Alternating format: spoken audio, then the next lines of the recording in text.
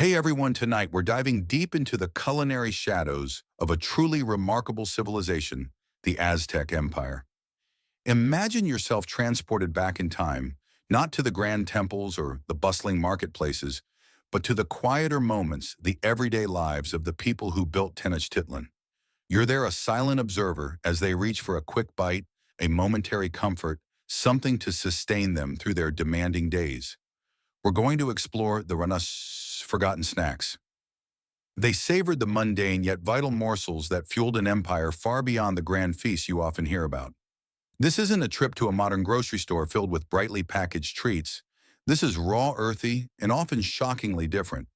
You'll soon discover that surviving a day as an Aztec, even just through their snack habits, would be a challenge.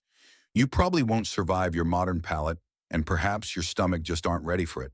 So before you get comfortable, take a moment to like the video and subscribe, but only if you genuinely enjoy what I do here. And hey, let me know where you're tuning in from and what time it is for you right now in the comments. I love seeing how far and wide our little community reaches. Now dim the lights, maybe turn on a fan for that soft background hum, and let's ease into tonight's journey together. As you step into this ancient world, the first thing that strikes you about the Aztec diet, and by extension their snacks, is its profound reliance on a relatively small number of foundational ingredients. Forget the endless aisles of a supermarket. Their pantry was far more focused, but what they lacked in variety, they more than made up for in ingenuity and reverence. At the absolute core, the undisputed king of all Aztec sustenance was maize. It wasn't just a crop, it was life itself, a divine gift from their gods, particularly Tecuitlatl, the maize deity. This grain wasn't simply ground into flour, it was transformed through a process called nixtamalization. Soaking and cooking it in an alkaline solution, usually lime water. This crucial step did more than just soften the kernels, it dramatically increased their nutritional value, making essential nutrients like niacin available for absorption, preventing deficiencies that plagued many other grain-dependent societies. Historians still argue whether the Aztecs fully grasped the nutritional science behind nixtamalization, or if it was a happy accident refined over generations, but its impact was undeniably monumental. Beyond maize, you'd quickly notice the omnipresent beans and squash, forming the classic Mesoamerican triad. These weren't just side dishes, they were integral components providing complementary proteins and vital vitamins. Imagine munching on a small, dense cake made primarily of ground maize, perhaps mixed with a handful of mashed beans, a simple sustaining bite. Then there's chili roe, not just a condiment, but a fundamental flavor used in practically everything. Your tongue would be in for a shock as the level of capsaicin they consume daily would make most modern spicy foods seem bland by comparison. It wasn't about pain, it was about flavor, and some scholars suggest even about its perceived medicinal properties. A quick handful of roasted seeds, perhaps a few pods of chili, might have been a common snack for a quick energy boost and a kick. You'd also observe a fascinating array of less familiar items. Amaranth, a tiny iron-rich seed that was often popped like miniature popcorn or ground into flour. Chia seeds, providing a burst of energy and healthy fats. And a surprising variety of rye insects, which we'll dive into more deeply later, but suffice to say they were a surprisingly common source of protein. Think of it less as a desperate measure and more as a natural, abundant food source. The sheer practicality of their diet is evident in these choices ingredients that were relatively easy to cultivate or forage in the diverse ecosystem surrounding Tenochtitlan. A common person working in the fields or navigating the causeways wouldn't be stopping for a multi-course meal. They needed something quick, nourishing, and readily available. So a small packet of ground maize and chili or a handful of roasted seeds would have been their version of a modern energy bar packed with sustenance and flavor, albeit a very different flavor than you're used to. It's truly a testament to human adaptability, isn't it? How different cultures find ways to thrive with what their environment provides. Building on that foundational understanding, let's zoom in on the undisputed monarch of the Aztec diet. Maize, the divine grain. You see it everywhere in every form imaginable, not just as the primary source of calories, but as a symbol of life itself. It's impossible to talk about Aztec snacks without talking about maize, because even the simplest bite often revolved around this incredible plant. Imagine waking up in a small reed-thatched home on the edge of Tenochtitlan, the air thick with the smell of wood smoke and damp earth. Your first hunger pang might be assuaged by a small, thick hoy tortilla, perhaps just a few bites eaten plain. But this wasn't just any tortilla. It was the product of that laborious nixtamalization process we touched upon, which transformed tough, dry corn kernels into pliable, nutritious dough. You can almost feel the gritty texture on your fingers, the earthy aroma rising as it's cooked over an open fire. This divine grain wasn't merely food, it was deeply intertwined with their cosmology. The Aztecs believed humanity itself was created from maize dough. So when you ate maize, you weren't just nourishing your body, you were participating in a sacred act, a communion with the very essence of creation. This reverence meant that waste was unthinkable, and every part of the plant was utilized. Even the husks might have been used to wrap small bundles of food, creating what we might call an ancient tamale, a kind of on-the-go snack filled with something simple like beans or a bit of chili paste. Historians still argue whether specific maize varietals were reserved for particular social classes or rituals, but its omnipresence across all societal strata is undeniable. Beyond the humble tortilla, maize found its way into countless other snack forms. Picture a tlacoyo, a thicker oval-shaped maize tortilla, often stuffed with beans or cheese, though not dairy cheese as we know it, but rather a kind of fermented bean paste or squash flour filling before being cooked. This was a more substantial snack, perfect for someone needing sustained energy for a long day in the fields or navigating the busy canals. It's the kind of thing you'd grab from a street vendor if you were rushing to market still warm from the griddle. Think of it as the Aztec equivalent of a grab-and-go breakfast burrito, but with fundamentally different flavors and textures.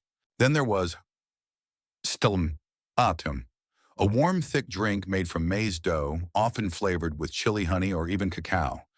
While technically a beverage, its substantial porridge-like consistency made it incredibly filling, often serving as a light meal or a quick energy boost.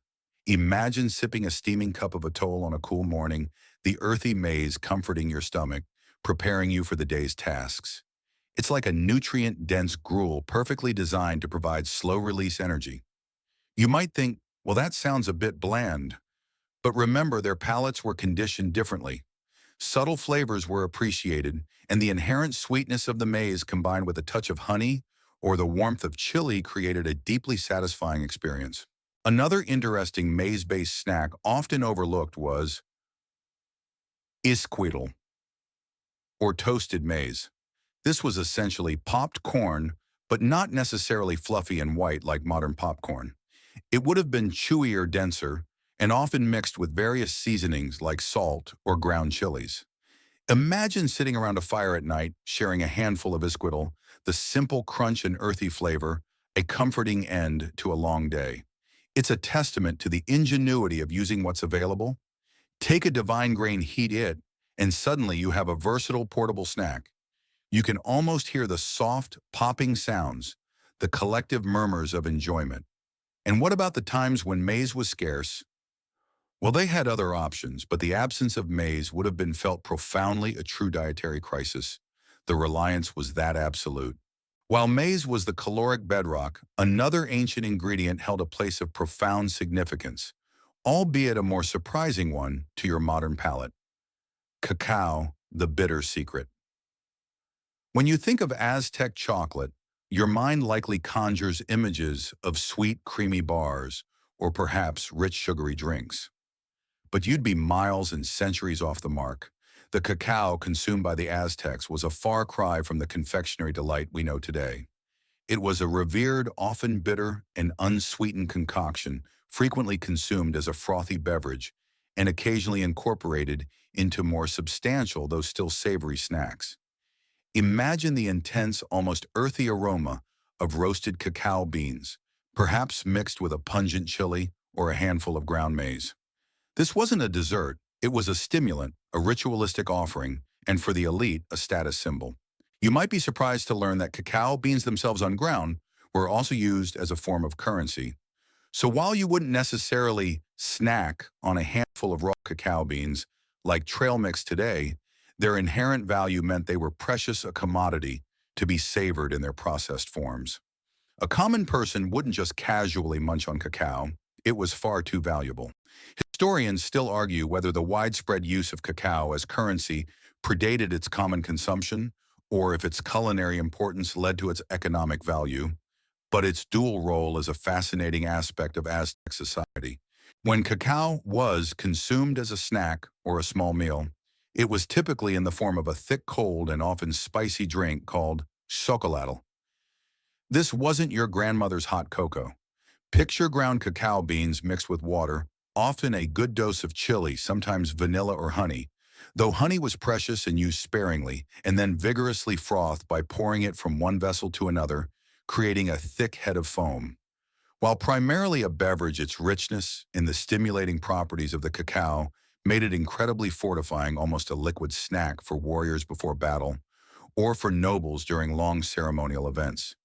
You can almost feel the cool, bitter liquid on your tongue, followed by the slow burn of chili, a truly invigorating sensation. It would certainly wake you up more effectively than your morning coffee. Sometimes cacao paste might have been incorporated into small dense cakes of maize or amaranth, creating a highly concentrated, energy-packed bite. These weren't sweet treats. Rather, they were potent, compact sources of energy designed for endurance.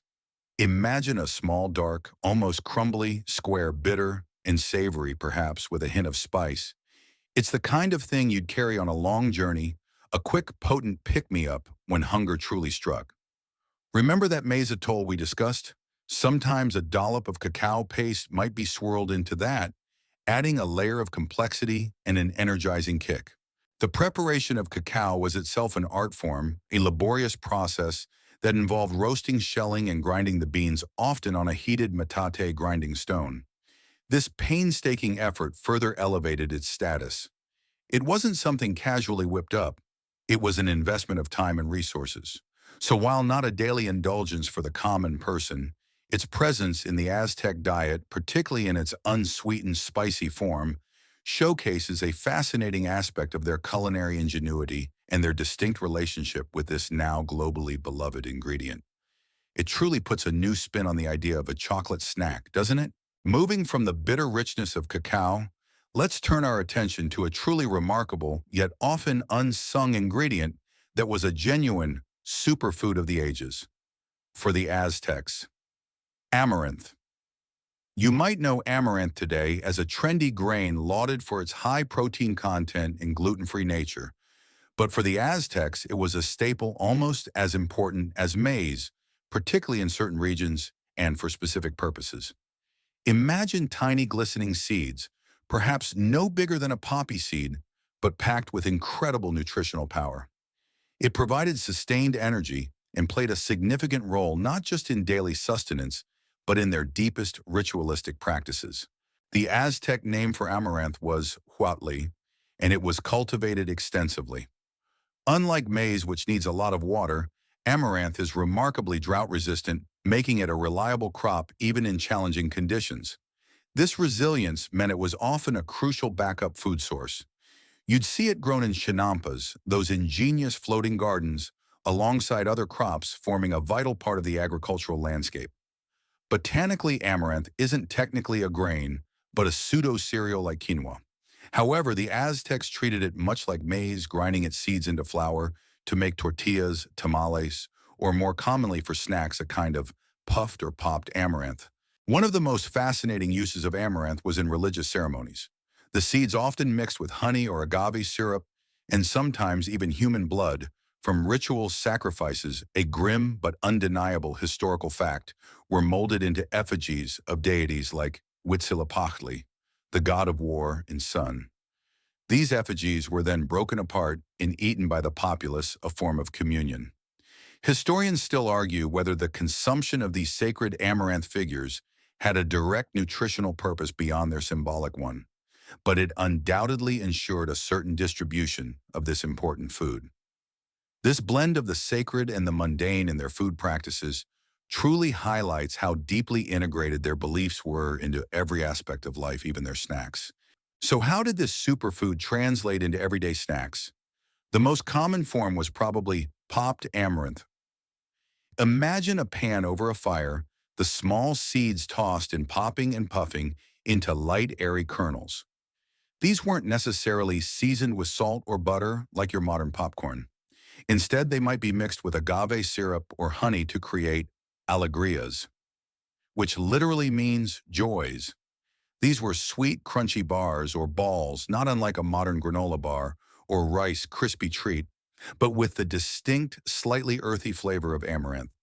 You can almost feel the sticky sweetness on your fingers, the satisfying crunch as you bite into one. For children particularly, these would have been a prized treat, a moment of sugary delight in a largely savory diet. Beyond alegrias, amaranth flour could be mixed with maize flour to make a more nutritious dough for tortillas or tamales. A simple dense cake of amaranth and maize, perhaps with a bit of ground chili mixed in, would have been a quick and sustaining snack for anyone needing a boost during a long day of labor. It's a testament to the Aztecs' understanding of their environment and the nutritional value of their crops long before modern science could explain the benefits. From sacred idols to everyday delights, amaranth was truly a cornerstone of their forgotten snack world, a tiny seed with immense importance. From the tiny power-packed amaranth, let's now ignite our senses with the ingredient that truly defined the Aztec palate: chili, the fiery kick. You might think you know spicy, but the Aztec relationship with chili was on an entirely different level. It wasn't just a flavor enhancer, it was a fundamental component of almost every dish, every snack, providing not just heat, but a complex spectrum of flavors that are almost unimaginable to your modern taste buds. Imagine a world where every bite, from a simple maize cake to a more elaborate stew, carried an inherent warmth, a zing that awakened your mouth. This omnipresent heat wasn't just a preference, it was a way of life. The Aztecs cultivated a vast array of chili varieties, each with its own distinct level of heat aroma and flavor profile. You'd encounter everything from the mild fruity chilaca to the blistering heat of the serrano, though they didn't use those names, of course, or even the potent habanero varieties. They used them fresh, dried, smoked, and ground into pastes. A simple snack might be nothing more than a piece of maize tortilla dipped into a molcajete of freshly ground chili and water, perhaps with a touch of salt. It's the ultimate minimalist snack, offering a burst of flavor and a surprising jolt of energy from the capsaicin. For the common person, chili was an incredibly accessible ingredient. It was easy to grow, prolific, and preserved well when dried. This meant that even the poorest Aztec could add a punch of flavor and a sense of satiety to their otherwise simple diet. Historians still argue whether the widespread consumption of chili was also linked to its antibacterial properties, offering a natural way to preserve food or inhibit the growth of pathogens, especially important in a warm climate without refrigeration. But regardless of the scientific explanation, its culinary role was paramount. Think about the snacks we've discussed: the maize tortillas, the amaranth cakes, even the unsweetened cacao drinks. Almost all of them would have been consumed with chili, either mixed directly into the preparation or as a accompanying condiment. Imagine a small tamal, perhaps just a few bites, filled with nothing but a rich, dark chili sauce. This wouldn't be a sweet, corn-filled tamal. It would be a savory, intensely spicy packet of flavor designed to be satisfying and invigorating. You can almost feel the heat spreading across your palate, clearing your sinuses, waking up your entire system. It's not a gentle warmth, it's a confident, assertive kick. Beyond the raw heat, chilies offered subtle nuances. Some provided a smoky depth when dried and roasted, others a brighter, more pungent note when fresh. These variations allowed for a surprising complexity in their seemingly simple snacks. A quick bite of a chili-flecked maize dough patty, perhaps toasted over a fire, would have been a common way to ward off hunger during a long day of work. It's like a spicy cracker, but with more substance and a fiery personality. The sheer volume of chili consumed also meant that their bodies were accustomed to a level of spice that would send most modern diners running for a glass of milk. For the Aztecs, it was just part of the everyday flavor landscape, as natural as breathing. Having established the fiery dominance of chili, let's now peel back another layer of the Aztec culinary world and go beyond the tortilla to explore the lesser-known forms of maize consumption. While the tortilla was undeniably central, the ingenious Aztecs found myriad ways to transform their divine grain into a diverse array of foundational products, many of which served as the base for their forgotten snacks. You might imagine every maize-based item was flat and round, but that's far from the truth. Their creativity with maize was truly expansive, shaping the very essence of their quick bites. Think of tamales. For instance, though, perhaps not the version you're picturing. Aztec tamales were often simpler, smaller, and less elaborate than their modern descendants. They would typically consist of nixtamalized maize dough, perhaps mixed with a bit of chili or a touch of a local herb wrapped in maize husks, remember those? And then steamed. These were incredibly portable and nutritious, serving as an ideal on-the-go snack for someone working in the fields or traveling between markets. You can almost feel the soft, yielding texture of the masa, the subtle corn flavor perhaps with a hint of earthy smoke from the cooking process. Historians still argue whether the earliest tamales were always filled, or if plain masa tamales, essentially just steamed corn dough, were a common quick snack. Then there were tlacoyos, which we briefly touched on before. These were thicker, often oval-shaped maize patties distinctly different from a flat tortilla. What made them unique was their ability to be stuffed out before cooking. Imagine a hollowed-out pocket of masa filled with a simple paste of beans, or perhaps squash blossoms, or even a tiny amount of chapulines. Grasshoppers, which we'll discuss more later. This filling would be sealed inside the dough, and then the tlacoyo would be cooked on a comal, a flat griddle. The result was a self-contained, savory snack perfect for a quick bite without the need for additional utensils or dipping sauces. It's like an ancient hot pocket, but infinitely healthier and with a much more complex history. You'd also encounter various forms of atole, the maize-based gruel or drink. While often a substantial breakfast or light meal, thinner versions of atole flavored with fruit or a touch of honey could easily serve as a refreshing and nutritious liquid snack, especially on a hot day. Imagine a slightly sweet, creamy drink providing both hydration and calories, a perfect pick-me-up during a long afternoon. It's comforting and sustaining a warm hug in a cup or a cool sip on the go. Don't forget the various uses of fresh maize, too. While not processed in the same way, young tender maize cobs, perhaps roasted over an open fire, would have been a seasonal delicacy.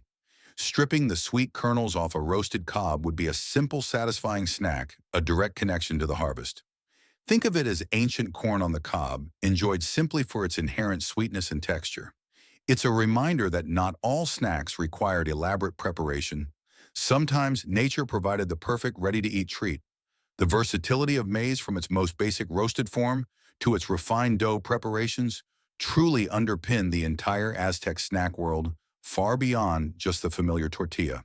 Having explored the fundamental maize-based foundations, let's now brace ourselves for a culinary revelation that might challenge your modern sensibilities. Insects, a protein powerhouse. For the Aztecs' entomophagy, the practice of eating insects was not a last resort or a bizarre novelty. It was a common, often prized, and incredibly nutritious component of their daily diet, including their snacks. You're probably picturing something out of a reality TV show challenge, but for them, it was as natural as eating shellfish might be for you. Imagine a bustling market stall, not just piled high with fruits and vegetables, but with baskets brimming with dried grasshoppers, roasted ants, or glistening bundles of waterfly eggs. The sheer abundance and nutritional value of insects made them an undeniable asset. They are rich in protein, healthy fats, vitamins, and minerals, often surpassing the nutritional content of comparable amounts of meat. In a society without domesticated large livestock like cows or pigs, insects provided a readily available and sustainable source of animal protein. This wasn't about surviving, it was about thriving. Historians still argue whether certain insect species were considered more of a delicacy than others, or if their consumption varied significantly by region or social class. but their widespread presence is well documented. One of the most famous examples, and a likely candidate for a quick snack, were chapulines or grasshoppers. These would be collected, often toasted on a como griddle with a bit of salt and chili, making them crispy and intensely flavorful. Imagine the satisfying crunch followed by a savory, slightly earthy taste, perhaps, with a smoky undertone from the roasting and a kick of chili. You'd likely munch on a handful of these as you walked, a quick burst of protein and energy that required no special preparation once cooked. They're still eaten in parts of Mexico today, a living testament to this ancient tradition. You might even find them sold in Oaxaca, toasted with garlic and lime, a faint echo of their Aztec predecessors. Then there were Escamoles, the larvae and pupae of ants, sometimes referred to as Mexican caviar, due to their delicate texture and prized status. While likely more of a delicacy enjoyed in more substantial meals, it's not unimaginable that a small portion, perhaps wrapped in a maize leaf, could serve as a concentrated high-protein snack for someone needing a quick boost. Imagine a cluster of tiny pearl-like larvae, creamy and slightly nutty in flavor. This certainly pushes the boundaries of what you consider a snack, doesn't it? Another fascinating insect-based snack came from the water. Ahuautle, the eggs of aquatic flies. These were harvested from the reeds and grasses around Lake Texcoco, bundled together and then dried or cooked. The resulting clusters of eggs would have a unique texture, perhaps slightly crunchy or chewy, and a distinct umami flavor, a taste of the lake itself. You can almost picture someone by the lakeside reaching for a small handful of these dried eggs, a testament to the Aztecs' incredible ability to utilize every available resource from their environment. These weren't just bug snacks.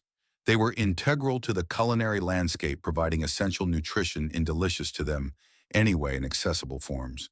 It certainly makes your potato chips seem a bit pedestrian, doesn't it?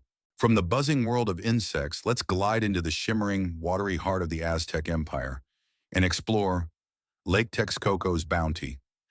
You see, the Aztecs weren't just land cultivators. They were masters of their aquatic environment, and the vast shallow waters of Lake Texcoco provided a cornucopia of unique and often forgotten snack options.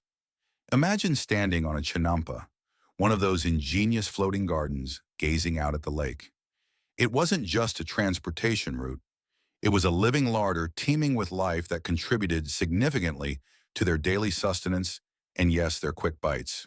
The most famous and perhaps most unique aquatic food source was spirulina, a blue-green algae that grew abundantly in the alkaline waters of the lake. The Aztecs called it Tecuitlatl. This wasn't some modern health supplement. It was a fundamental food. You'd see it harvested from the surface of the lake, scooped up and then dried in the sun, forming a greenish, crumbly cake. Imagine breaking off a piece of this dried algae cake, tasting something subtly salty, perhaps a little earthy and incredibly nutritious.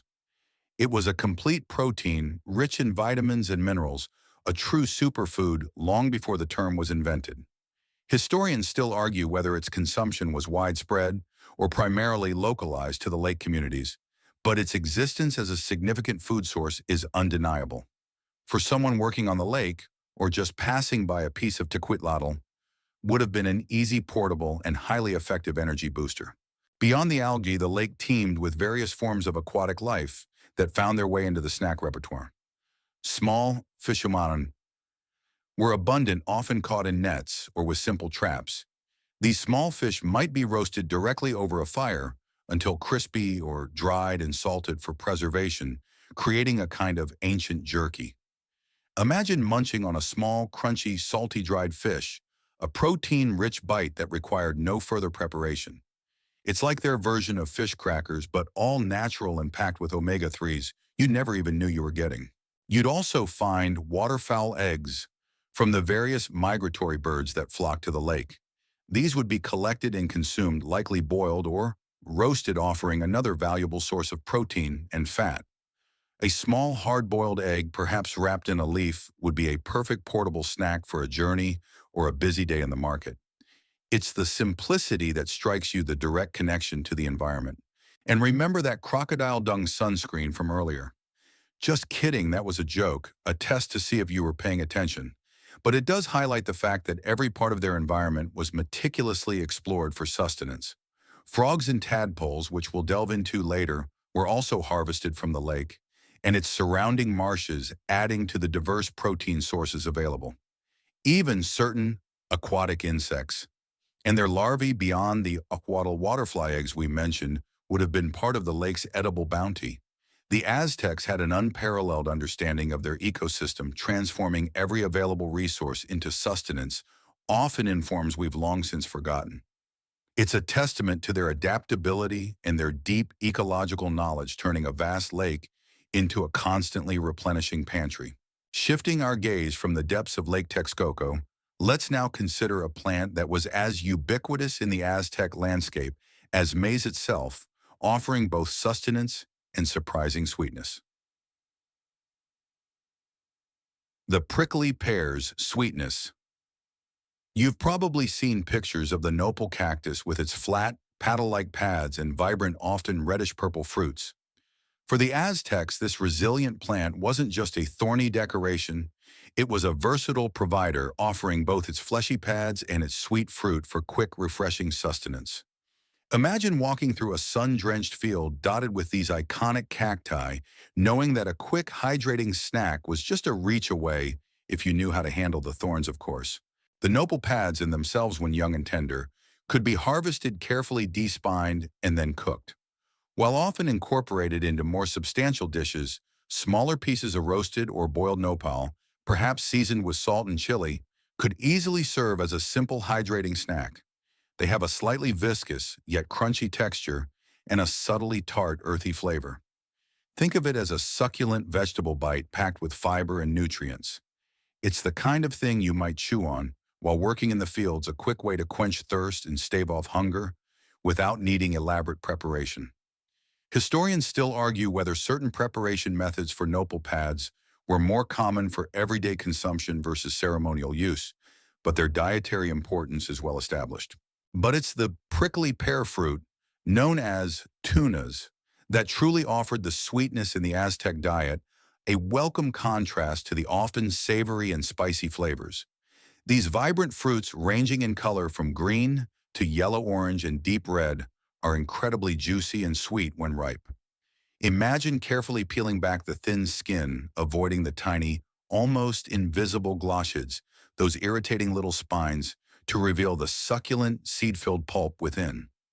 The taste is unique, a blend of pear, watermelon, and berry, incredibly refreshing on a hot Mesoamerican day. These tunas would have been consumed fresh straight from the plant, acting as a perfect hydrating and energy-boosting snack. For a common person, a handful of ripe prickly pears would be a welcome treat, providing natural sugars and much-needed fluids. You can almost feel the cool, juicy pulp bursting in your mouth, a perfect antidote to the scorching sun. They were also used to make refreshing drinks, and their juice could even be fermented into a light alcoholic beverage, further showcasing their versatility. The sheer accessibility of the nopal cactus made it an invaluable resource for all social classes. It grew wild in many areas and was also cultivated. Its resilience meant it could thrive in challenging conditions, providing a reliable food source even when other crops struggled. The Aztec symbol of their capital, Tenochtitlan, famously features an eagle perched on a nopal cactus, symbolizing its fundamental importance to their identity and survival. So when you think of Aztec snacks, don't just think of complex preparations. Sometimes the most refreshing and easily forgotten snacks were simply plucked from nature's bounty, like the sweet, hydrating fruit of the enduring prickly pear. From the vibrant, sun-drenched sweetness of the prickly pear, let's now descend into the darker, more mysterious realm beneath the earth, exploring the truffles of the soil that enrich the Aztec diet. You might not immediately associate fungi with Aztec snacks, but various mushrooms and other subterranean growths provided earthy depths and crucial nutrition often overlooked in modern interpretations of their cuisine. Imagine the forest floor after a rain, damp and rich, ready to yield its hidden treasures. Treasures that added a unique umami to their simple fare. While not truffles in the European sense, the Aztecs consumed a variety of wild mushrooms that grew abundantly in their diverse ecosystems, especially during the rainy season. These fungi, known collectively as Nanacatl in Nahuatl, were prized for their flavor and in some cases their psychoactive properties, though we're focusing on the culinary here. For the purpose of snacks, imagine small flavorful mushrooms, perhaps quickly roasted over embers or dried to be carried and rehydrated later. A handful of these earthy morsels could provide a surprising burst of flavor and nutrition. Historians still argue whether specific rituals were associated with the foraging and consumption of all types of fungi, or if some were simply gathered for daily sustenance. One particularly interesting truffle of the soil from the Mesoamerican context, though not a fungus, but a parasitic growth, is Huitlacocha, pronounced Huitlacocha or corn smut. Yes, you heard that right. A fungal growth that infects maize kernels, transforming them into puffy, grayish-black, almost truffle-like galls. While it might sound unappetizing to your modern ear, Huitlacoche was and still is in Mexican cuisine considered a delicacy prized for its unique, earthy, smoky, and slightly sweet flavor. Imagine biting into a small, warm tortilla filled with this dark, creamy substance, a taste utterly distinct from anything you've experienced. For a quick snack, small amounts of huitlacoche could be sautéed with a bit of chili and perhaps a few herbs, then wrapped in a small maize tortilla or just eaten by the spoonful. It's rich in protein and amino acids, making it a nutritious addition to their diet. You can almost smell the unique musky aroma as it cooks, a scent that speaks of damp earth and ancient flavors. It's the kind of unexpected delight you might stumble upon at a market, a seasonal treat that was savored for its distinctive taste. Beyond cultivated maize, other types of wild fungi would have been foraged from the forests and mountains surrounding the Aztec heartland. These could be small, chewy mushrooms, perhaps, with a woodsy flavor, adding variety to their mostly plant-based diet. Like the prickly pear, these natural foraging finds provided crucial diversity and nutrients without requiring extensive cultivation. The Aztecs' deep knowledge of their local flora and fauna extended to understanding which mushrooms were edible and which were not, a vital skill passed down through generations. These forgotten subterranean delights remind us that their snack world was incredibly resourceful, drawing from every corner of their rich environment. Stepping away from the earthy delights of the fungi, let's now explore a fascinating liquid snack, one that provided both sustenance and a gentle buzz. Pulque, the ancient brew. You might associate ancient drinks with ceremonial purposes only, but pulque, a fermented beverage derived from the agave plant, was a common daily drink for many Aztecs, serving as more than just an intoxicant. It was a significant caloric contribution to their daily intake, almost a liquid bread, providing energy and hydration. Imagine a thick, milky, slightly viscous drink with a tangy, earthy flavor, served cool to quench your thirst and settle your stomach. Pulque is made from the fermented sap of the maguey, or agave plant, specifically the aguamiel, honey water collected from the plant's core.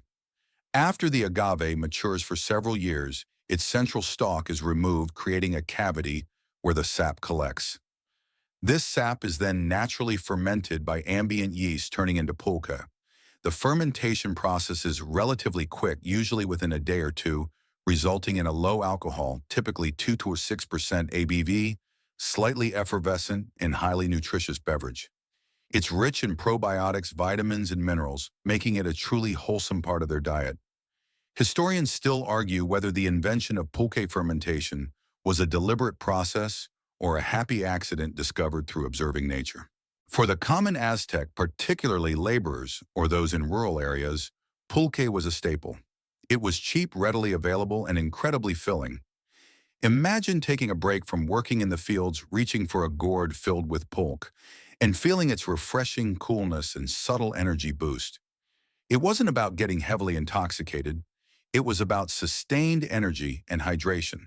A small draft of pulque could easily serve as a substantial liquid snack, tide you over until the next meal, or simply provide a moment of calm relaxation after arduous work. You can almost hear the gentle fizz as it's poured, the earthy aroma filling the air. While strict sumptuary laws generally restricted excessive alcohol consumption, particularly for the youth, pulque was often consumed freely by adults, especially the elderly, and those engaged in hard physical labor. It was also given to nursing mothers as it was believed to increase milk production. This highlights its role as a nutritive substance rather than just a recreational drink. Sometimes it would be flavored with fruit juices, herbs, or even chili, adding variety to its taste profile. A small flavored pulque could be quite appealing, a refreshing departure from plain water. The cultivation of the agave plant was also highly sustainable. A single plant could produce sap for months, sometimes even years before it died, and new plants were ready. This consistent supply made pulque a reliable food source across generations. The sheer ubiquity of the agave plant in the Mesoamerican landscape meant that pulque was accessible to many, woven into the fabric of their daily lives, providing a comforting and fortifying liquid snack that has largely been forgotten outside of its native lands. It certainly makes you rethink what constitutes a snack, doesn't it, when a beverage can be so nutritionally significant. Having explored the fermented depths of pulque, let's now return to the fascinating and perhaps squirm-inducing world of insects, specifically focusing on ants and their larvae. You see, the Aztec diet was incredibly resourceful, and no potential protein source was truly overlooked, especially if it was abundant and nutritious. While we briefly touched on Escamoles earlier as a general type of ant larvae, let's delve a little deeper into the specific types of ant-based snacks and their surprisingly delicate flavors, a true testament to their intricate knowledge of their environment. Imagine small bustling colonies hidden just beneath the surface, offering a unique and valuable contribution to the Aztecs' quick bites. One of the most prized ant-related delicacies was indeed escamoles, which are the larvae and pupae of the Liamatopum apiculatum, and also known as the giant black ant or maguey ant. These ants build their nests underground, often near agave plants, leading to their common name, maguey worm, though they are not worms. The collection of escamoles was a specialized and often dangerous task involving digging into ant nests. The reward, however, was a cluster of small pearl-like larvae that were incredibly delicate in flavor and texture. They are described as having a buttery, nutty taste, sometimes with a hint of corn. While probably too valuable and laborious to gather for a truly everyday casual snack, for the common person, a small portion of escamoles might have been a highly prized treat or a special addition to a more substantial snack, perhaps mixed into a small maize patty or served with a dollop of chili sauce. Imagine the sheer luxury of popping a few of these delicate, creamy morsels into your mouth, a burst of unique flavor that signified status or a special occasion. Historians still argue whether the consumption of escamoles was strictly hierarchical or if exceptional harvests made them occasionally available to a broader segment of the population. Beyond the prized escamoles, other types of ants themselves were consumed. Various species of larger ants might be gathered, perhaps lightly toasted or roasted, and then eaten directly. These would offer a different texture and flavor profile, perhaps a slightly tangy or lemony note depending on the ant species. Imagine a handful of small crunchy ants eaten as you walk along a path, providing a quick, protein-rich energy boost. It's a very direct form of foraging, turning an abundant natural resource into immediate sustenance. Even leafcutter ants. Specifically, their large swollen abdomens were sometimes consumed, offering a fatty, almost buttery bite. While perhaps not a snack in the sense of a prepared dish, the direct consumption of these readily available parts of insects highlights the Aztecs' incredibly efficient use of their environment. You see, nothing was wasted. If it was edible and nutritious, it was considered a potential food source.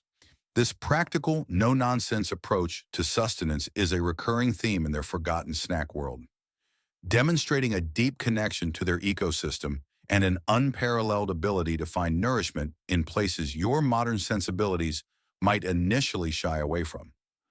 But for the Aztecs, it was simply delicious and sustaining. Having explored the delicate flavors of ant larvae, let's now plunge back into the murky, teeming waters of Lake Texcoco for another truly bizarre yet highly prized delicacy. Ahuautle, the waterfly eggs. You might think you've heard it all when it comes to unique protein sources, but Ahuautle pushes the boundaries of what most modern palates consider edible. For the Aztecs, however, these tiny glistening eggs, often called Mexican caviar, Though distinct from the ant larvae of the same nickname, were a seasonal treat, a taste of the lake's incredible bounty, and a truly forgotten snack. Imagine the shimmering surface of the lake, not just reflecting the sky, but also harboring these curious little bundles of sustenance. Ahuautle refers to the eggs of several species of aquatic boat bugs, specifically from the Coryxidae family, commonly known as water boatmen. These insects lay their eggs in vast quantities on submerged reeds and grasses near the shores of Lake Texcoco. The Aztecs, with their intimate knowledge of their environment, developed ingenious methods for harvesting these eggs.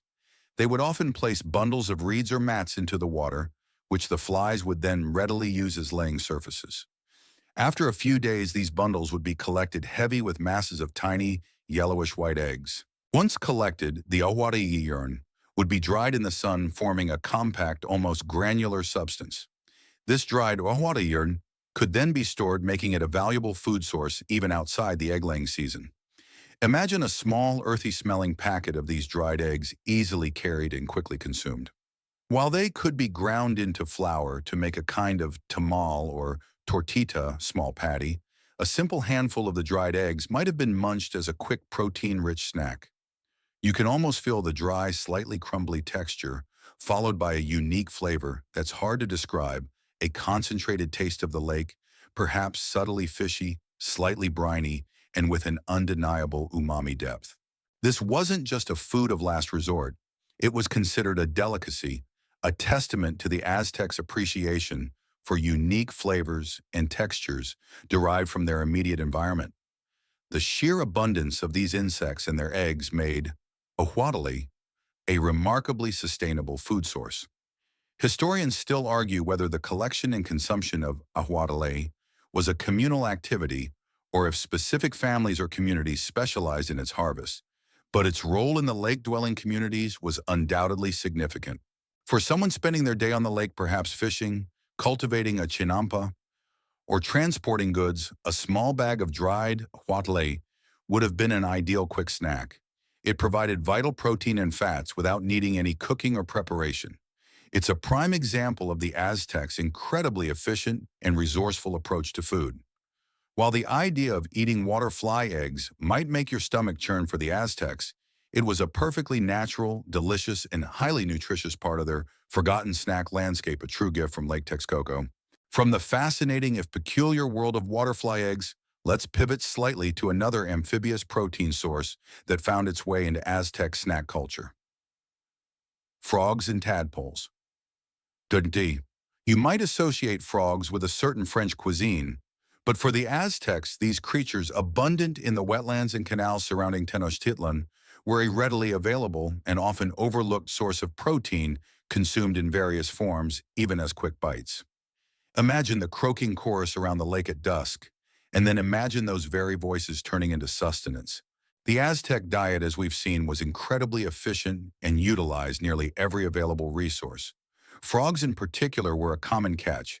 Smaller frogs, or even the meaty legs of larger ones, could be roasted directly over an open fire, often seasoned simply with a bit of salt and chili. The result would be a crispy, savory bite, surprisingly lean and flavorful. Picture a small roasted frog leg, still warm, perhaps offering a texture not unlike tender chicken or fish. This wouldn't be a multi-course meal. It would be a quick, protein-packed morsel for someone working or traveling near the water. Historians still argue whether certain species of frogs were preferred over others for their taste or ease of capture, but their presence in the Aztec diet is well documented. Even more intriguing, and perhaps even more forgotten as a snack, were tadpoles. In the shallow, sun-warmed waters of the canals and chinampas, tadpoles would gather in enormous numbers during certain seasons. These tiny, soft-bodied creatures could be easily scooped up in nets. While often incorporated into stews or boiled with other ingredients to make a kind of porridge, it's not a stretch to imagine that a handful of freshly collected tadpoles, perhaps quickly boiled or even consumed raw, might have served as an immediate protein-rich and easily acquired snack for children or those working directly in the aquatic environments. You can almost feel the slippery, delicate texture in your mouth, a unique sensation far removed from anything you've encountered. The consumption of these creatures highlights the Aztecs' deep understanding of their local ecosystem and their pragmatic approach to food sourcing. Frogs and tadpoles were abundant, reproduced quickly, and required minimal effort to capture, especially compared to hunting larger game, which was scarce in the Valley of Mexico anyway. They were a sustainable and reliable food source. Imagine a small group of children playing by the edge of a chinampa, scooping up handfuls of tadpoles, a simple protein-rich snack to tide them over until the main meal. Or a farmer taking a break from tending his crops, perhaps roasting a small frog he just caught, providing a quick burst of energy and essential nutrients. It's a reminder that their snacks weren't always processed or prepared. Sometimes they were simply the fresh bounty of the natural world, harvested directly and consumed with a minimum of fuss. This pragmatic approach to sustenance, turning readily available aquatic life into vital nutrition, is a key characteristic of the forgotten snacks of the Aztec Empire. From the hopping world of frogs and tadpoles, let's resurface to a truly extraordinary superfood, one that we've touched upon but deserves its own spotlight. Spirulina, the blue-green gold. You might recognize the name from modern health food stores, where it's hailed as a nutritional powerhouse. But for the Aztecs, Tecuitlatl, as they called it, was a fundamental part of their diet, harvested directly from Lake Texcoco, a vibrant, nutrient-dense algae that was a superfood before anyone conceived of such a term. Imagine the shimmering surface of the Great Lake, not just a waterway, but a vast living farm yielding this incredible protein-rich bounty. Spirulina, which is technically a cyanobacterium, not true algae, but often referred to as such, grew in dense mats on the alkaline waters of Lake Texcoco. The Aztecs developed a remarkably efficient system for harvesting it. They would use fine nets to skim the surface of the water, collecting the blue-green sludge. This wet mass was then taken to the shore, pressed to remove excess water, and left to dry in the sun. As it dried, it formed a greenish, crumbly cake, often described as having a subtle, slightly salty, earthy, or even cheese-like flavor. You can almost see these flat, dark green cakes drying on reed mats under the intense Mesoamerican sun, their aroma a subtle, briny whisper in the air. This dried tecuitlatl was incredibly nutritious. It's a complete protein, meaning it contains all the essential amino acids, which was vital in a diet that was largely plant-based and lacked large domesticated animals. It was also rich in vitamins, especially B vitamins, minerals like iron and antioxidants. For someone working hard or for the general populace needing consistent, accessible nutrition, a piece of tecuitlatl was an ideal snack. Imagine breaking off a small portion, popping it into your mouth, a concentrated burst of energy and essential nutrients easily carried and consumed anywhere. Historians still argue whether the nutritional benefits of caviar tecuitlatl were fully understood by the Aztecs, or if its widespread consumption was simply due to its abundance and perceived satiety, but its impact on their health and endurance would have been profound. While it could be ground and mixed into other foods, its most common use as a snack was likely in its dried cake-like form. It provided a quick, portable source of high-quality protein, crucial for laborers, warriors, or anyone needing sustained energy throughout their day. Think of it as the ultimate ancient energy bar, but without any processing beyond natural drying. It's a testament to the ingenuity of the Aztecs, who didn't need modern science to identify and utilize what we now call a superfood. The continuous availability of tecuitlatl from Lake Texcoco made it a reliable and sustainable food source, contributing significantly to the resilience of the Aztec population. It was a gift from their unique environment, a constant wellspring of nourishment that played a silent but vital role in supporting one of history's most impressive empires. It's truly fascinating how something so simple, so natural, could have such a monumental impact on an entire civilization's ability to thrive. Having explored the vibrant living bounty of Lake Texcoco, let's now consider the laborious yet fundamental processes that transformed raw ingredients into the very snacks we're imagining, the grinding stones and preparation. You see, unlike your modern kitchen with its array of blenders, food processors, and ovens, the Aztec kitchen relied on simple yet incredibly effective tools. The sound of stone on stone, the rhythmic thump-thump scrape of the matat and mano, would have been the constant soundtrack to any Aztec household, shaping the very texture and consistency of every bite, even the quickest snack. The most crucial tools were the namadahir and mano. Key. The medhot is a concave grinding stone typically made of basalt with a rough abrasive surface. The mano, Spanish for hand or metlapil in Ahuautle, is a cylindrical handstone used to crush and grind ingredients against the metate. Imagine the sheer physical effort involved kneeling before the metate, pressing down with your entire body weight and moving the mano back and forth, reducing tough maize kernels, chilies, or cacao beans into fine flour or smooth paste. This wasn't a quick task. It was a daily, hours-long commitment, often undertaken by women, that formed the backbone of Aztec food preparation. This laborious grinding process was essential for making the masa for tortillas, tamales, and tlacoyos. The fineness of the grind directly impacted the texture of the finished product. A coarsely ground maize might yield a rustic, chewy snack, while a finely ground masa would produce something smoother and more delicate. You can almost feel the grit of the raw maize under the mano, slowly, painstakingly transforming into a soft, pliable dough. Historians still argue about the precise techniques and subtle differences in metate designs across different regions and time periods, and how these variations might have influenced the final texture of the food.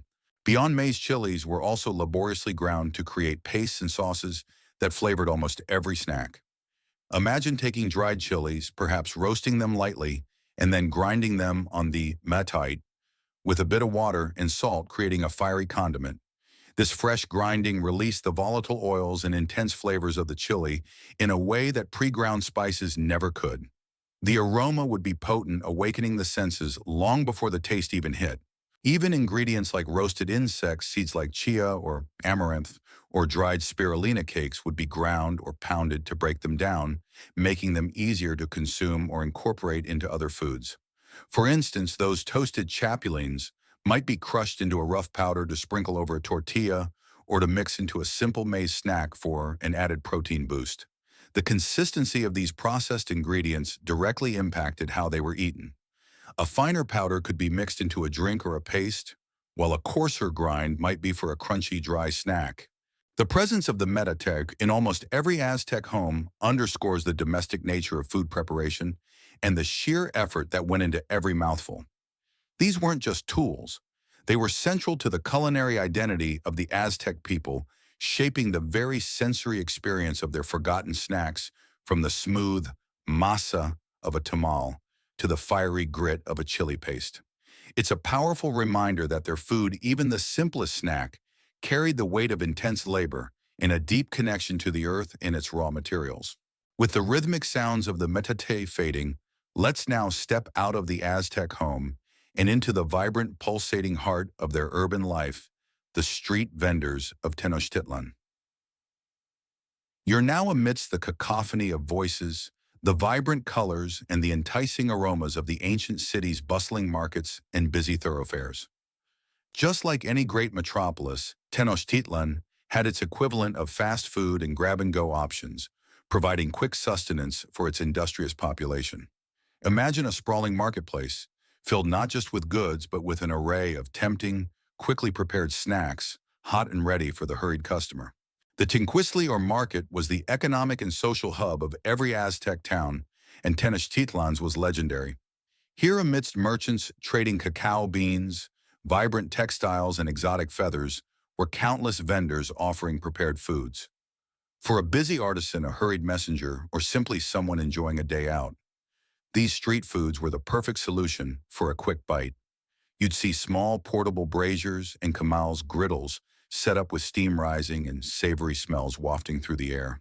Historians still argue about the precise layout and specialization of food stalls in the Grand Market of Tlatelolco, but their existence as centers for prepared food is well established.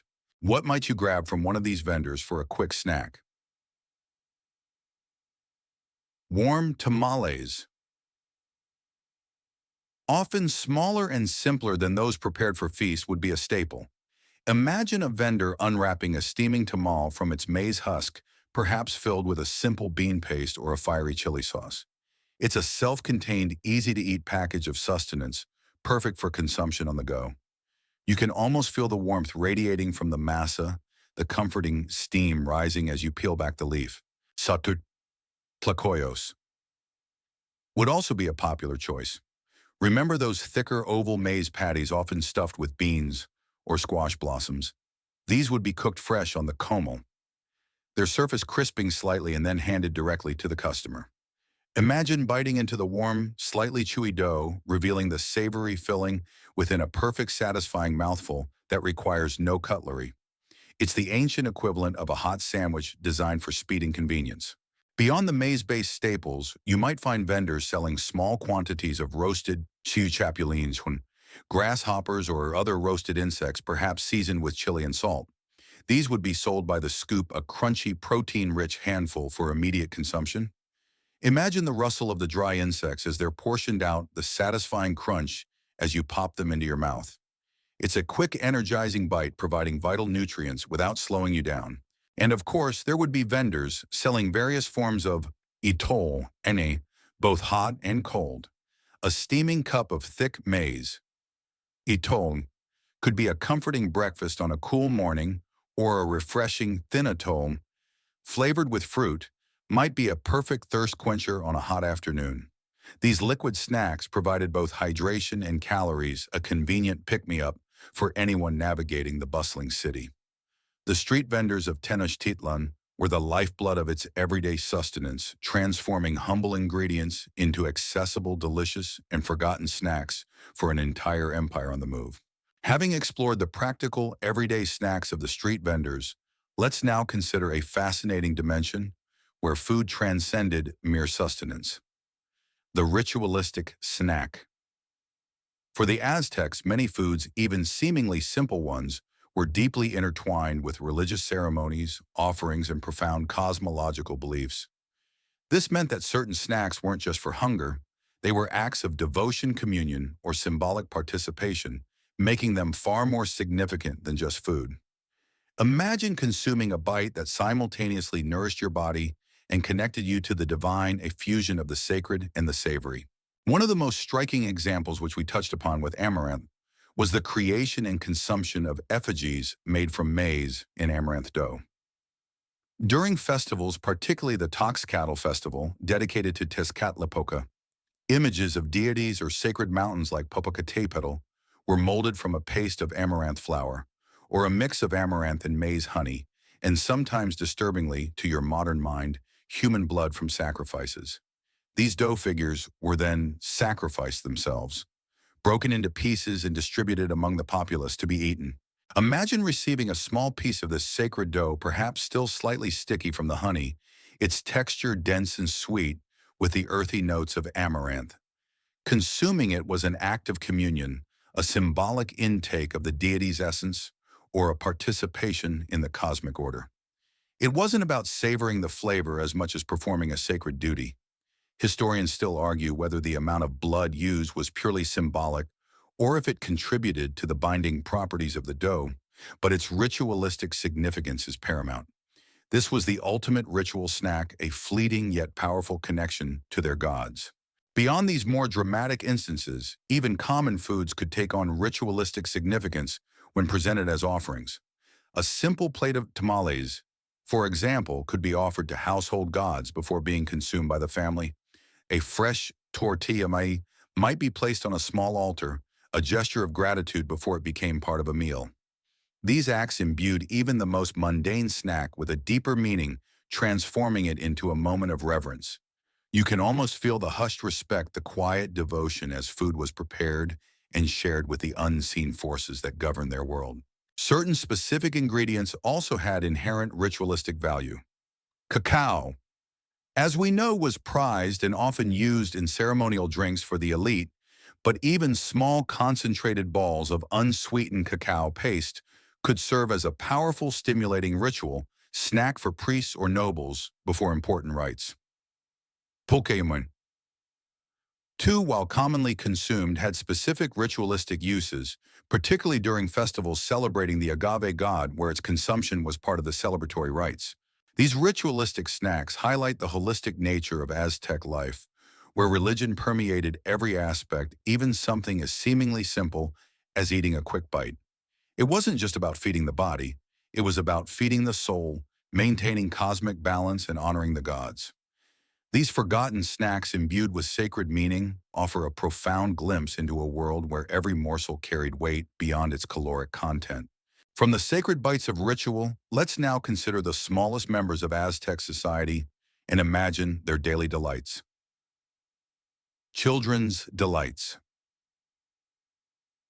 You see, children just like today would have had their own specific cravings and preferred snacks often simpler, sweeter, or more playful than the adult fare. While their diet was fundamentally similar to adults, certain foods were particularly suited for young palates, offering comfort, energy, and a touch of sweetness in a world that wasn't always easy. Imagine the bright eyes of a child reaching for a treat, a momentary respite from their chores or studies. One of the most obvious and beloved snacks for Aztec children would have been alegrias. Remember those delightful bars or balls made from popped amaranth seeds mixed with honey or agave syrup? These were the ancient equivalent of a Rice Krispie treat or a granola bar, providing natural sweetness and a satisfying crunch. Imagine the sticky fingers, the wide smiles as a child savored one of these wholesome sweet creations. They were relatively easy to make and highly portable, making them perfect for children to carry and munch on throughout the day, whether playing or helping with small tasks. Historians still argue whether alegrias were primarily a children's treat or also enjoyed by adults, but their appeal to young ones is undeniable. Beyond alegrias, children would have eagerly consumed fresh fruits. The prickly pear tunas we discussed earlier, with its juicy sweetness, would have been a favorite. Imagine a child carefully peeling a ripe tuna, its vibrant flesh a burst of flavor and hydration on a hot day. Other seasonal fruits like zapotes, a creamy sweet fruit mamey, and various berries would also have been gathered and enjoyed, providing natural sugars and vitamins. These were nature's candies, plucked directly from trees or bushes. Simpler maize-based preparations also served as common children's snacks. A small plain tortilla, perhaps warmed and eaten on its own, would have been a comforting and familiar bite, or a small cup of thin, sweet addle, flavored lightly with honey or a bit of fruit, would have been a soothing and nourishing drink. These were easy to digest and provided steady energy for active young bodies. You can almost hear the slurping sound of a child enjoying their warm atoll, a quintessential comfort food. Even some of the more unusual protein sources might have been more readily consumed by children whose palates are often less prejudiced than adults. Small roasted chapulines. Grasshoppers with their satisfying crunch could have been a source of amusement as well as nutrition. It's not hard to imagine a child popping a few into their mouth, perhaps giggling at the novelty. Ultimately, children's snacks in the Aztec Empire were about accessibility, simple pleasure, and efficient nutrition. They were the familiar tastes of home and hearth, the comforting textures of maize and amaranth, and the bright natural sweetness of fruits. These forgotten delights remind us that even in a demanding ancient world, there was still room for simple joys and the innocent pleasures of childhood. Leaving the playful realm of children's delights, let's now consider the practical necessities of movement within the sprawling Aztec Empire. Travelers' provisions. You see, whether a seasoned merchant embarking on a long trading expedition, a swift messenger carrying vital news, or a disciplined warrior on campaign, the need for portable, non-perishable, and energy-dense snacks was paramount.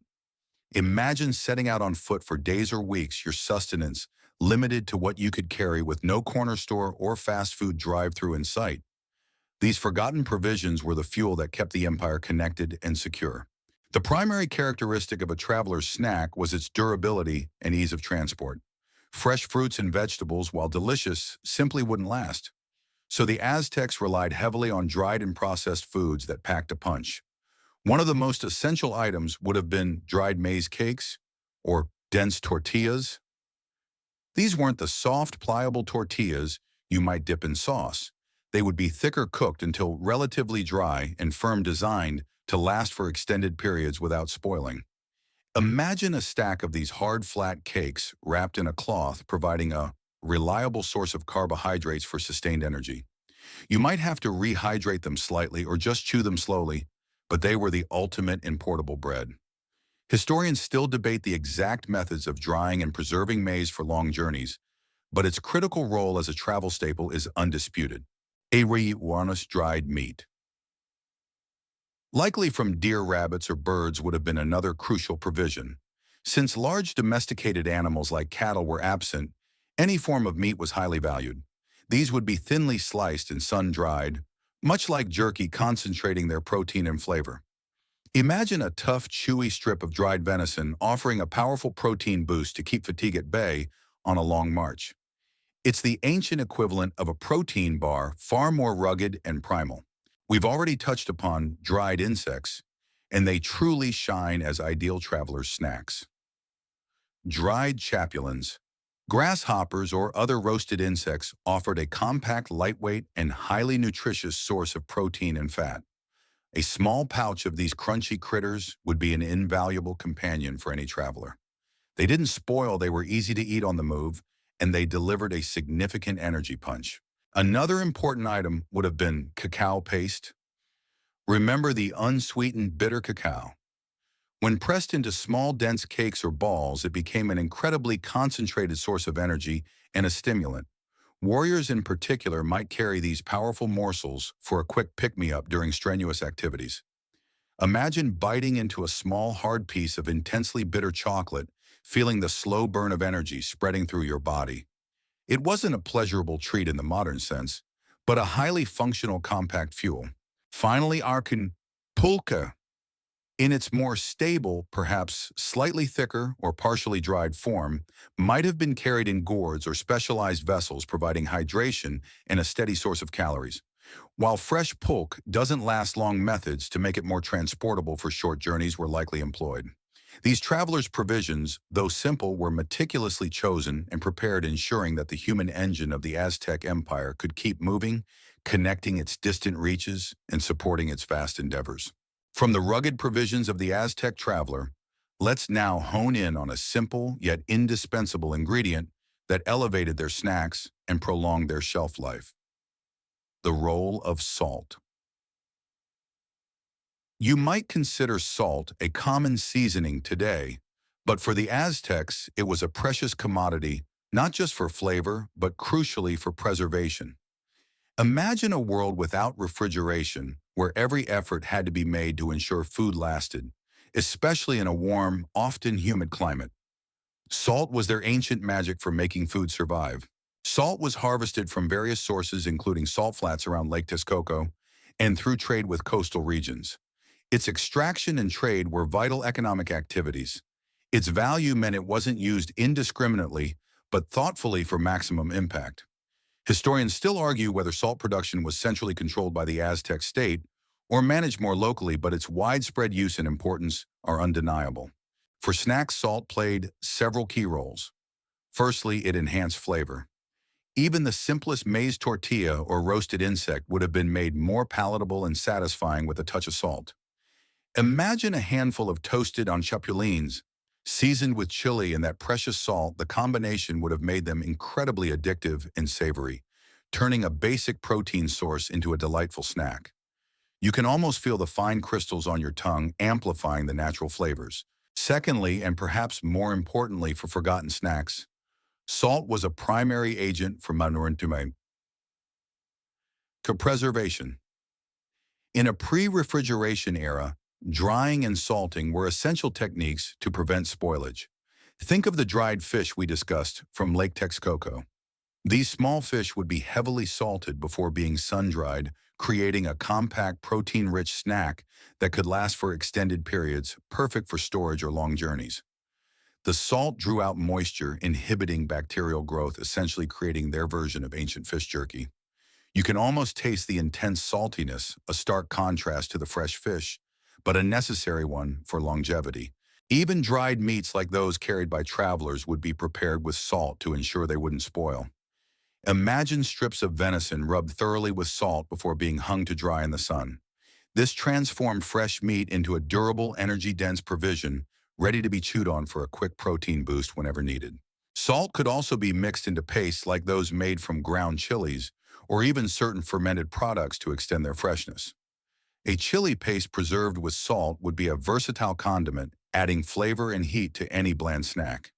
It allowed for the creation of flavorful additions that could be stored and used as needed, rather than having to prepare fresh ingredients daily. The careful application of salt was a fundamental skill, a quiet art passed down through generations, ensuring that the bounty of the land and lake could be enjoyed long after harvest or catch. It reminds us that sometimes the simplest ingredients are the most transformative, silently underpinning an entire civilization's diet. From the vital crystalline embrace of salt, let's now delve into another ancient technique that transformed raw ingredients into a broader spectrum of flavors and textures. Fermentation's magic. You might associate fermentation mostly with alcohol or perhaps pickles, but for the Aztecs it was a subtle yet profound process that unlocked new dimensions in their food, turning simple ingredients into complex, sometimes tangy, often more digestible and undeniably forgotten snack forms. Imagine the slow, invisible work of microbes silently changing the very essence of food, opening up new possibilities for taste and preservation. We've already touched upon pulquamaj, the fermented agave sap, which was a prime example of a fermented liquid snack. But beyond beverages, fermentation played a role in preparing solid foods as well. Consider, for instance, certain types of bean pastes. Imradi. While fresh beans were a staple, some preparations might have involved a light fermentation to enhance flavor or even improve digestibility. Imagine a slightly tangy, savory bean paste, perhaps mixed with chili spread on a small piece of maize tortilla, a more complex flavor profile than simply boiled beans. Historians still argue about the precise techniques and extent of bean fermentation in Aztec daily diet, but analogous processes are found in many ancient cuisines. Another area where fermentation might have played a subtle role was in the preparation of certain vegetables or greens. While most greens would be eaten fresh, some might have been lightly fermented, perhaps buried in controlled conditions to extend their shelf life or to develop distinct sour notes. This would create a kind of ancient pickle, a sharp, refreshing counterpoint to the often earthy flavors of their other foods. You can almost taste the sharp tang, a surprising burst of acidity in a diet that often relied on chili for pungency. The maize itself, beyond nixtamalization, could also undergo forms of fermentation. While not as common for everyday masa for tortillas, certain specialized maize preparations or even leftovers might have fermented naturally, leading to slightly sour doughs that could be used for specific types of snacks or gruels. This could add a unique complexity to the flavor profile, a depth that would be quite distinct. Think of how sourdough bread has a unique taste compared to yeast bread. Similar subtle transformations could occur with their maize. The understanding of fermentation, even if not scientifically articulated as we would today, was deeply empirical. They knew that certain conditions produced desired changes, improving palatability, increasing shelf life, and sometimes even boosting nutrient availability. It was a practical, intuitive science passed down through generations. These subtle fermentations transform basic ingredients, providing variety and resilience to their diet, creating forgotten snacks that carried a nuanced depth of flavor, a testament to the quiet magic of microbes at work. It's a reminder that truly ancient foodways often held sophisticated techniques that we sometimes overlook in our rush to categorize. From the subtle alchemy of fermentation, let's now confront a poignant reality when trying to reconstruct Aztec cuisine. Lost recipes, lost flavors. You see, unlike cultures with extensive written culinary traditions or fully preserved cookbooks, much of the precise knowledge of Aztec food preparation, particularly for everyday snacks, was passed down orally. This means that while we have archaeological evidence and colonial-era accounts truly recreating the exact tastes, textures, and aromas of their forgotten snacks is a profound challenge, an ancient puzzle missing many pieces. Imagine trying to bake your grandmother's favorite cake with only a few vague descriptions and no actual recipe. One of the biggest hurdles is the lack of precise measurements and cooking times. Aztec cooking was experiential, guided by touch, smell, and intuition, developed over generations. How much chili was enough for a particular snack? What was the ideal consistency of masa for a specific type of tamal? These were not quantities measured in cups and spoons, but understood through inherited wisdom. So while we know they ate, say, a roasted maize cake, the exact level of char, the precise blend of seasonings and the subtle nuances of its preparation are largely lost to time. Historians still argue whether some form of standardized recipe might have existed within certain noble households or large communal kitchens, but evidence remains elusive. Then there's the issue of lost ingredients or varieties. While we have modern descendants of maize beans and chilies, the specific ancient land races and cultivars often had unique flavor profiles that may no longer exist. Imagine a variety of agave whose sap produced a subtly sweeter pulp, or a type of squash whose seeds had a particularly nutty flavor. These nuances are incredibly difficult, if not impossible, to recover. What if a particular wild herb, crucial for flavoring a certain snack, is now extinct or simply no longer used? You can almost mourn the unrecoverable symphony of tastes that once graced their palates. Furthermore, colonial accounts, while invaluable, were often filtered through European perspectives, focusing on what seemed exotic or strange rather than meticulously documenting the mundane. A simple street snack might be mentioned in passing, but its exact preparation or specific ingredients might be omitted because it didn't capture the European imagination in the same way human sacrifice did. This bias in historical records means that the most common, everyday forgotten snacks are often the least detailed. Even archaeological findings, while providing evidence of ingredients, cannot tell us how they were combined, cooked, or seasoned. A meditae tells us grinding occurred, but not the fineness of the grind or what was ground upon it on a particular day for a particular snack. So while we can infer much, the true lived experience of tasting these forgotten snacks remains largely a matter of educated guesswork and sensory imagination.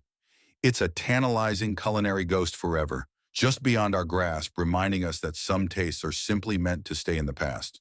From the bittersweet contemplation of lost flavors, let's now draw a crucial distinction in the Aztec culinary world. Feasts versus everyday bites. You see, the grand, elaborate banquets and ritualistic feasts, often depicted in historical accounts, represent only a fraction of Aztec eating habits.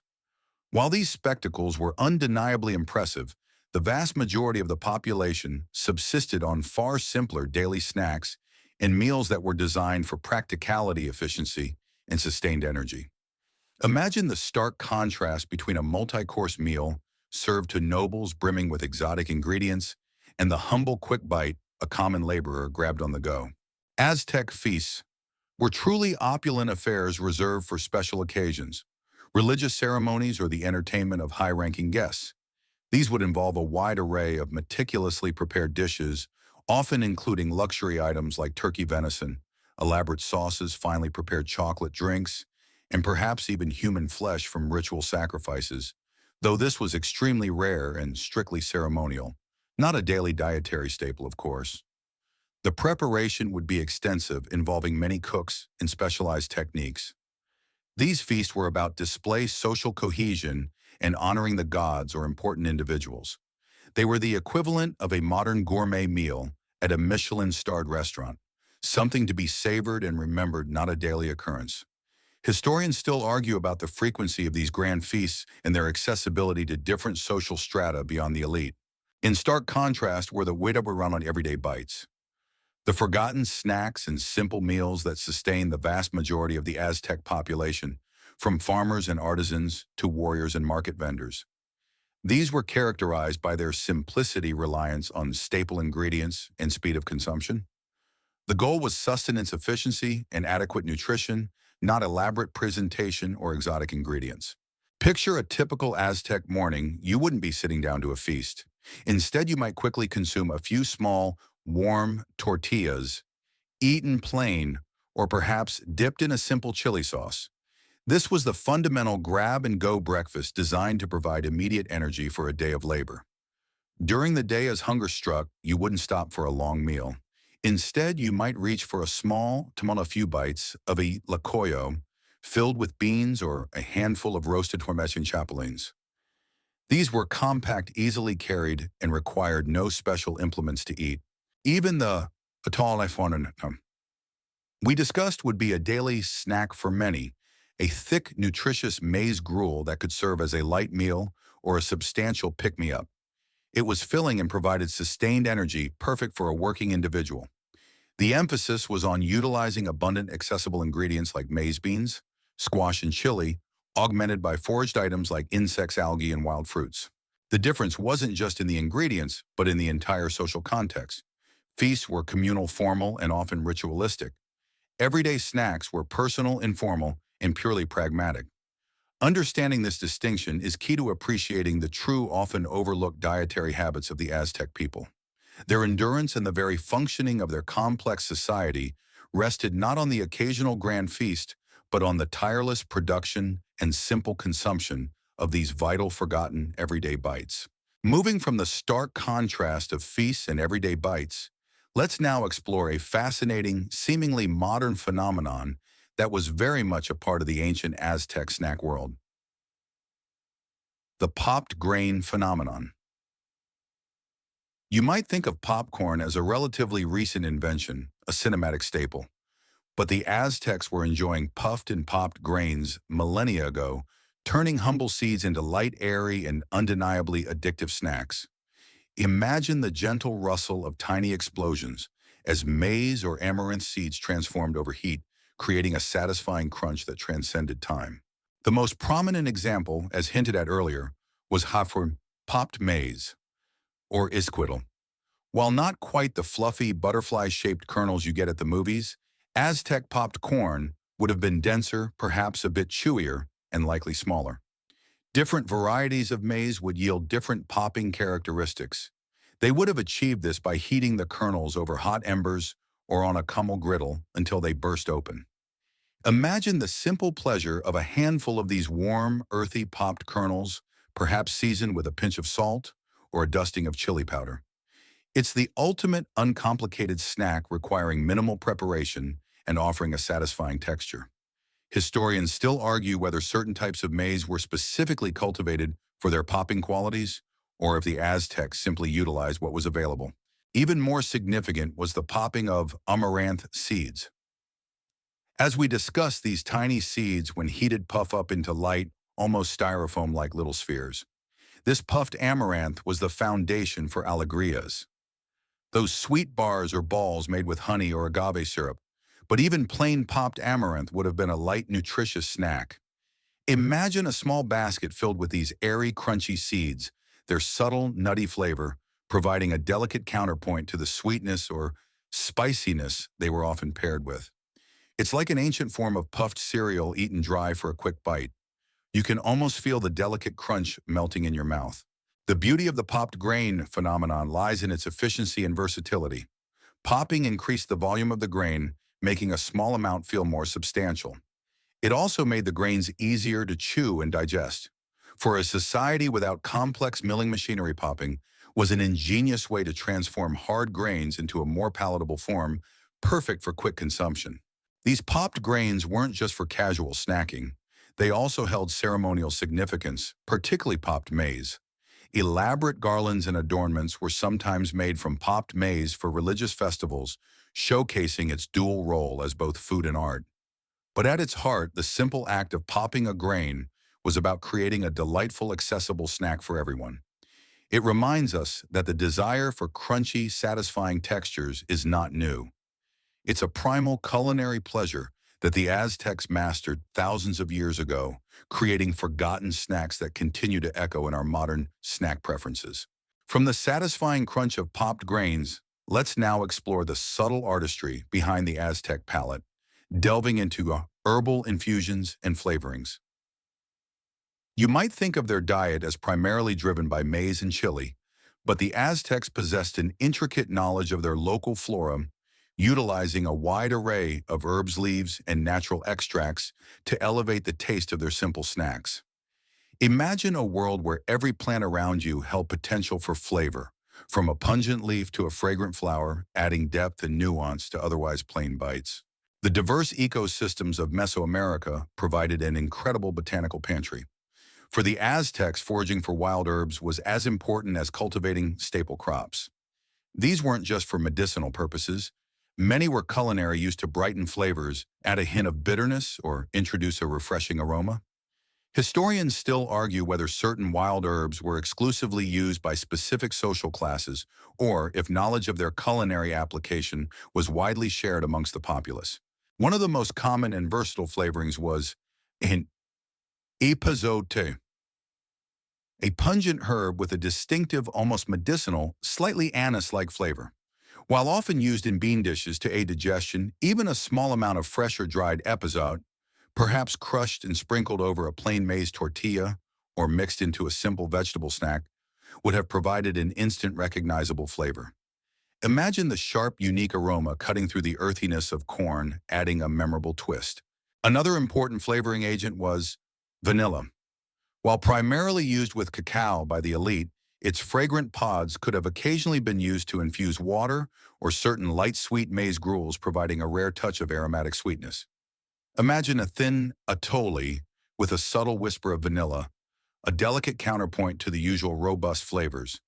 This would have been a luxury but not entirely out of the realm of possibility for a very special forgotten snack. Various types of wild onions or garlic-like plants would also have been used to add piquant notes.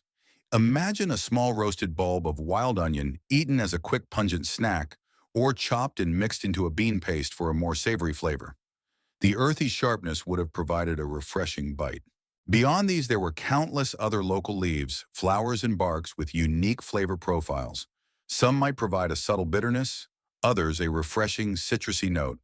For instance, hoja santa, a large heart-shaped leaf with an anise pepper flavor, is still used in Mexican cuisine today and could have been wrapped around small portions of prepared food for cooking or simply to infuse flavor. You can almost smell the complex blend of fresh herbs, a vibrant green layer to their diet. These herbal infusions and flavorings ensured that Aztec snacks, even the most basic ones, were never truly bland.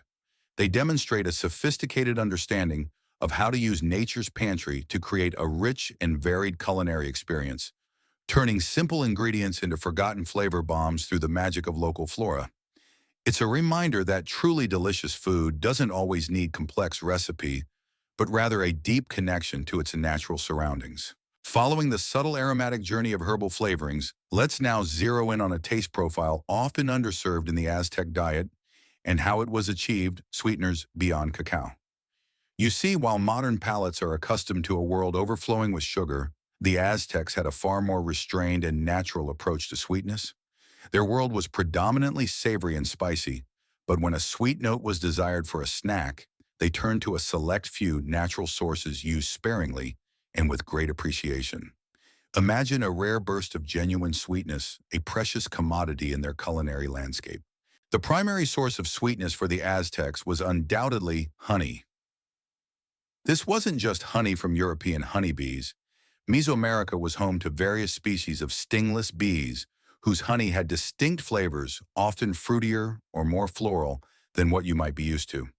Honey was a prized commodity often used as tribute or a form of currency, underscoring its value. This meant it wasn't slathered on everything. It was used judiciously, often reserved for special occasions or specific applications like binding those alegrias we discussed. Imagine a small dense cake of popped amaranth, just sweet enough to be a treat, its stickiness derived from this precious golden liquid. You can almost feel the gentle stickiness on your fingers, the delicate sweetness on your tongue. Another significant sweetener came from the ubiquitous agave plant, specifically agave syrup, one or aguamiel, the sap that turns into pulque if fermented. Before fermentation, the aguamiel is naturally sweet. It could be boiled down to a thicker, more concentrated syrup, similar to modern agave nectar, though without modern processing. This syrup would have provided a more accessible form of sweetness than honey, given the widespread cultivation of agave. It could be drizzled over maize-based gruels or used to sweeten fruit preparations. Historians still argue whether the reduction of aguamiel into syrup was a widespread practice or more localized, but its potential as a sweetener is clear. Fruit, of course, provided natural sweetness. the juicy, prickly pear fruits. Tunas were a prime example, eaten fresh as a hydrating and naturally sweet snack. Other sweet fruits like certain varieties of azapote, such as the black zapote, which has a texture and color similar to chocolate pudding or ripe mimi, would have offered pure, unadulterated sweetness when in season. Imagine biting into a perfectly ripe zapote, its creamy, sweet flesh, a natural dessert, a truly forgotten delight that needed no additional sweetening. It's crucial to remember that the Aztec palate was not conditioned by constant sugar intake. Their appreciation for these natural sweeteners would have been profound, making even a small amount feel intensely gratifying. These were not casual additions, but deliberate highlights in a largely savory world. The limited use of sweeteners meant that when a sweet snack was encountered, it was truly a moment of indulgence. A precious break from the spicy and earthy norm, a subtle yet impactful part of their forgotten snack repertoire. From the sweet natural highlights of their diet, let's now transition to the meticulous work that brings the past to life. The archaeology of food remains. You see, understanding the forgotten snacks of the Aztec Empire isn't just about reading ancient texts or colonial accounts. It's also about piecing together a complex puzzle from the most subtle clues left behind in the earth. Imagine archaeologists carefully sifting through layers of soil, searching for tiny fragments that can tell a monumental story about what people ate, even down to their quick daily bites. Archaeology provides invaluable direct evidence, filling in gaps that written records often miss, especially for the common person's diet. When excavating Aztec sites, particularly in residential areas or middens, ancient trash heaps, archaeologists look for a variety of food remains. One of the most common findings are macrobotanical remains. Charred seeds, corn cobs, bits of wood from cooking fires, or even preserved pieces of plant fiber. For instance, finding large quantities of charred maize kernels confirms its staple status, but finding numerous smaller popped or dried kernels might suggest their use as portable snacks. Historians still argue about the precise methods for distinguishing accidental charring from deliberate cooking or drying for preservation in the archaeological record, but careful analysis can yield significant insights. Beyond plant remains of faunal remains, animal bones, insect exoskeletons, and mollusk shells are also crucial. The discovery of numerous small fish bones, or the distinctive remnants of roasted insect carapaces, like those of chapulaines or water boatmen, provides direct evidence of their consumption. Imagine a tiny recognizable fragment of a grasshopper leg meticulously identified under a microscope, confirming that indeed these creatures were part of their snack repertoire. This tangible evidence grounds the more abstract historical accounts in scientific fact. Another significant area is paleoethnobotany, the study of the relationship between people and plants in the past. This includes analyzing phytoliths, microscopic plant silica bodies, and pollen, preserved in ancient sediments, cooking vessels, or even dental calculus plaque on human teeth. Imagine finding the microscopic signature of chili peppers or amaranth in ancient cooking pots, confirming their use even when no larger fragments remain. These tiny, resilient clues can tell us what was being prepared and consumed, even for items that leave little macroscopic trace. Even the tools themselves speak volumes. The wear patterns on metates and manos can indicate what types of grains or seeds were most frequently ground. Chemical residues on cooking vessels can sometimes reveal the presence of fats, proteins, or specific compounds from foods cooked within them. Imagine analyzing a fragment of a ceramic bowl and discovering traces of cacao or chili, suggesting its use in preparing a particular beverage or paste that might have served as a snack. The challenge, of course, is that most snacks would leave very little trace. A piece of fresh fruit, a plain tortilla, or a handful of raw tadpoles would decompose without a trace. It is the accidental charring, the persistent chemical residue, or the durable hard parts of certain foods that provide the vital, tangible links to these forgotten Aztec snacks, allowing us to piece together a richer, more accurate picture of their daily diets. It's a silent detective story whispered across millennia through the earth itself. From the painstaking revelations of archaeological digs, Let's now broaden our perspective to understand how the very land shaped what the Aztecs ate. Climate's influence on cuisine. You see, the Mesoamerican environment wasn't just a backdrop. It was a defining factor, dictating the available ingredients for their forgotten snacks, and indeed their entire diet. Imagine a world where your pantry is entirely determined by the rain, the sun, the altitude, and the soil beneath your feet influencing every single bite you take. The Valley of Mexico, the heartland of the Aztec Empire, presented a unique blend of ecological zones. You had the high-altitude volcanic mountains providing certain wild game and cold-weather crops descending into fertile valleys, suitable for maize and other staples, and crucially the extensive lake system of Lake Texcoco. This geographic diversity meant a surprising range of potential food sources, but also specific limitations and seasonal variations. Historians still argue about the precise impact of microclimates within the valley on regional dietary preferences, but the overall influence is clear. The rainy season, roughly May to October, transformed the landscape and consequently the food supply. This was the time for abundant fresh vegetables, wild greens, and the flourishing of various fungi like Huitlacoche. Imagine the relief and joy as the rains arrived, bringing with them a flush of fresh hydrating plants that could be quickly picked and consumed as snacks. This was also the prime time for insects to breed, making critters like grasshoppers and aquatic fly eggs abundant and easily harvestable, providing a seasonal boost of protein. A simple handful of freshly gathered greens or a quick scoop of tadpoles from a rain-fed pool would have been common ephemeral snacks during this period. Conversely, the nursery season, roughly November to April, meant a greater reliance on stored foods and more resilient plants. This is when dried maize cakes, preserved beans, dried meat, and those ingenious dried spirulina cakes would come to the fore. The prickly pear, with its ability to thrive in arid conditions, would also have been an even more vital source of hydration and sweetness during these drier months.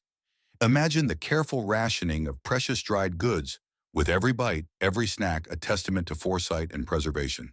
The altitude also played a significant role. The cooler, higher altitudes favored certain varieties of maguey agave plants, making pulque particularly accessible, an important liquid snack in those areas. The lower, warmer regions were better suited for cacao cultivation, though it still remained a luxury item. This geographic segmentation meant that while core staples like maize and chili were universal, the subtle variations in available wild resources and specialized crops would lead to regional differences in the forgotten snacks consumed. Ultimately, the Aztec diet, including its diverse array of snacks, was a direct reflection of its environment. Their ingenuity lay in their profound understanding of their surroundings, their ability to harness the seasonal cycles, and their masterful utilization of every resource the Mesoamerican climate provided. It's a powerful reminder that cuisine is never just about taste. It's an intricate dance with the very land itself. From the profound environmental influences that shaped their diet, let's now bridge the millennia and explore the enduring legacy echoes in modern Mexican cuisine. You see, while many Aztec snacks are indeed forgotten in their original forms, their essence, their foundational ingredients, and even some of their preparation techniques subtly persist, woven into the rich tapestry of contemporary Mexican food. Imagine tracing a faint thread through centuries, connecting an ancient bite to a familiar flavor. You might encounter today a whisper of the past in your present-day meal. The most obvious echo, of course, is maizam. While nixtamalized tortillas are a global staple today, their origin lies squarely in the Aztec kitchen. Every modern taco, enchilada, or quesadilla carries the genetic memory of that ancient grain. Even the concept of a quick tortilla or a small tamal as a grab-and-go snack directly descends from Aztec practices. While the fillings and flavorings might have evolved dramatically, the fundamental form and function remain. Historians still argue about the precise degree of continuity versus adaptation in maize-based preparations over the centuries, but the direct lineage is undeniable. The fiery spirit of huachili is perhaps the strongest and most vibrant echo. Modern Mexican cuisine is defined by its diverse and abundant use of chilies, from mild to blistering hot. That intense, complex heat you experience in a salsa or a mole traces its lineage directly back to the Aztecs' love affair with the pepper. Remember that universal chili kick in their snacks? It's still very much alive and well, albeit with new regional variations. Even some of the more unusual Aztec ingredients find subtle resonance. While chapulines, grasshoppers, might not be on every menu, they are still a regional delicacy in places like Oaxaca, often served toasted with chili and lime, a direct living link to their ancient protein-rich snack. The same goes for huitlacoche, corn smut, which is now a gourmet ingredient prized for its earthy, truffle-like flavor in high-end Mexican restaurants, a direct descendant of those truffles of the soil that were once a more common find. You can almost taste the ancient earthiness in these modern renditions. The role of amaranth persists in alegrias, those sweet popped amaranth bars which are still sold throughout Mexico today, a direct and delightful continuation of an ancient children's treat. Even the concept of our pulque, while less ubiquitous than in Aztec times, is experiencing a resurgence, appreciated for its traditional value and unique flavor. You can find pulquerias in Mexico, serving this ancient fermented drink a direct taste of the past. The enduring practice of using a molcajete, suri, and tejolote, the modern equivalents of the meditate, and mano to grind spices and prepare salsas, speaks volumes about the continuity of traditional food preparation techniques. The rhythmic sound of stone on stone, once the soundtrack to every Aztec kitchen, still echoes in homes and restaurants across Mexico. These echoes are more than just culinary similarities. They represent the deep cultural resilience and wisdom embedded in the Aztec food system. The ability to adapt, survive, and thrive by utilizing local ingredients and ingenious techniques has been passed down through generations, making the forgotten snacks of the Aztec Empire not entirely forgotten, but rather transformed, evolving, and subtly present in the vibrant cuisine we cherish today. They are a delicious living testament to a remarkable past. The air around you seems to soften now, the bustling sounds of ancient markets and the vibrant hum of a thriving empire beginning to recede. The fiery kick of chili, the earthy crunch of maize, the surprising tang of a fermented brew, all those forgotten flavors gently melt into the quiet darkness. You've journeyed through tastes both familiar and profoundly alien, witnessing the ingenuity and resilience of a people who turned their entire world into a pantry. Feel the last echoes of their daily lives, the simple satisfactions of a hard-earned snack under the Mesoamerican sun. As the images fade and the sense of ancient cooking fires drift away, let your mind settle into the stillness. All those forgotten bites, those sustaining morsels, have played their part in telling their story. Now rest, sweet dreams.